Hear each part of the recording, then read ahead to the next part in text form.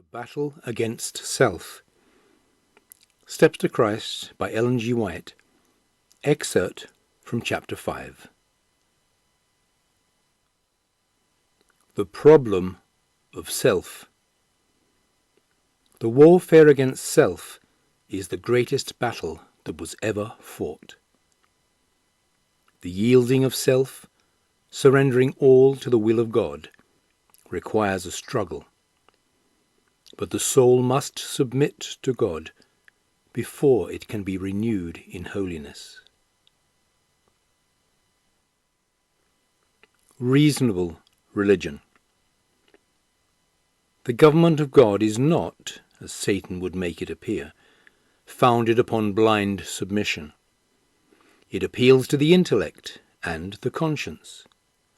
Come now, and let us reason together, Isaiah chapter 1 verse 18, is the Creator's invitation to the beings he has made. My choice. God does not force the will of his creatures. He cannot accept an homage that is not willingly and intelligently given. A forced submission would prevent all real development of mind and character. It would make the human a mere android.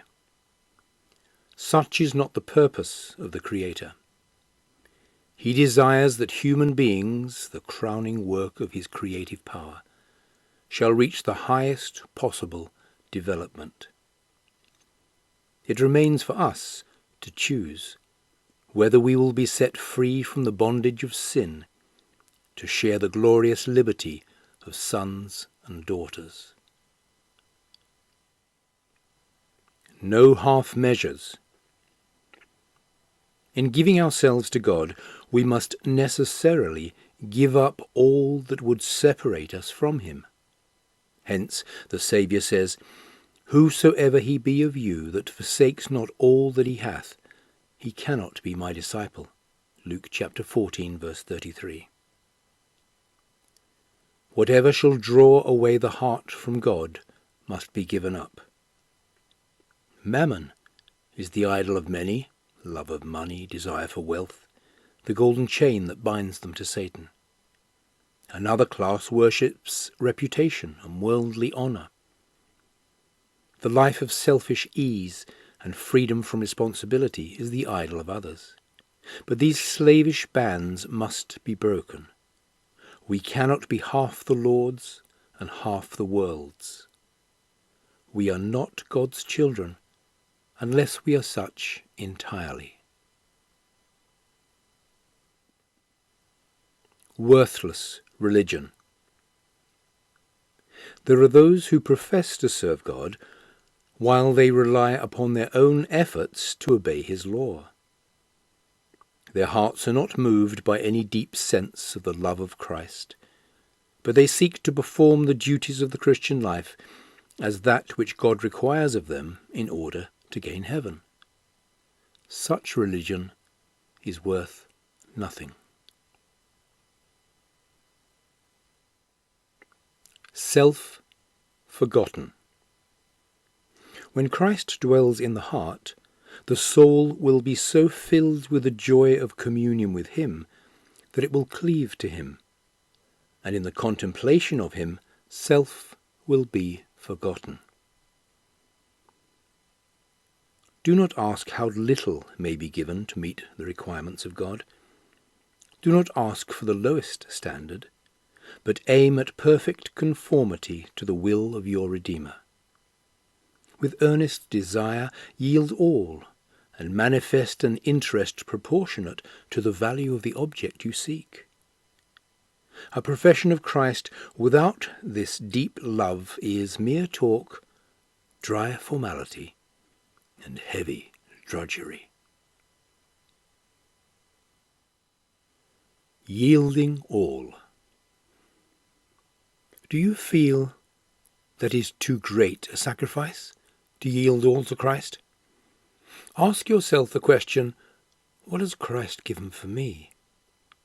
The Son of God gave all, life and love and suffering, for our redemption. And can it be that we, the unworthy objects of so great love, will withhold our hearts from him? Every moment of our lives we partake of the blessings of his grace. And for this very reason, we cannot fully realize the depths of ignorance and misery from which we have been saved. The proud heart. The inquiry of many a proud heart is, why need I go in penitent humiliation before I can have the assurance of my acceptance with God? I point you to Christ. He was the Prince of Heaven, but in man's behalf he became sin for the race. Isaiah 53 verse 12, he was numbered with the transgressors, and he bare the sin of many, and made intercession for the transgressors. But what do we give up when we give all? A sin-polluted heart for Jesus to purify, to cleanse by his own blood, to save by his matchless love. And yet some think it hard to give up all. I am ashamed to hear it spoken of, ashamed to write it. Vastly better. God does not require us to give up anything that is for our best interest to retain. In all that he does, he has the well-being of his children in view. Would that all who have not chosen Christ might realize that he has something vastly better to offer them than they are seeking for themselves. You do the greatest injury and injustice to your own soul when you think and act contrary to the will of God. No real joy can be found in the path forbidden by him who knows what is best and who plans for the good of his creatures.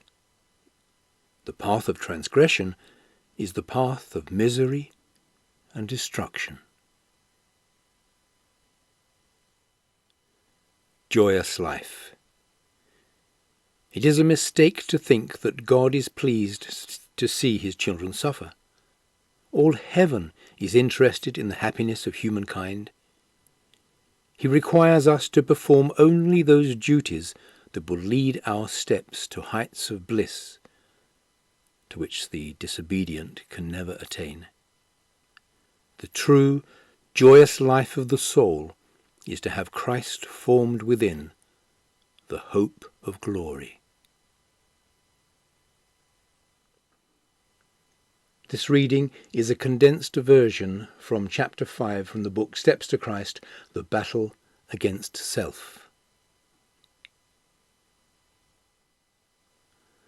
Steps to Christ by Ellen G. White, 1827 to 1915. Few books attain a distribution reckoned in millions, or exert so great an influence in the uplifting of humanity as has Steps to Christ. This little volume has been printed in more than 70 languages, bringing inspiration to countless souls throughout the world. The author was a religious speaker and writer, well known on 3 continents. From her pen have come 45 volumes, large and small, in the fields of theology, education, health, the home, and practical Christianity. Several with a distribution exceeding the million copy mark. Of these, Steps to Christ is the most popular and widely read.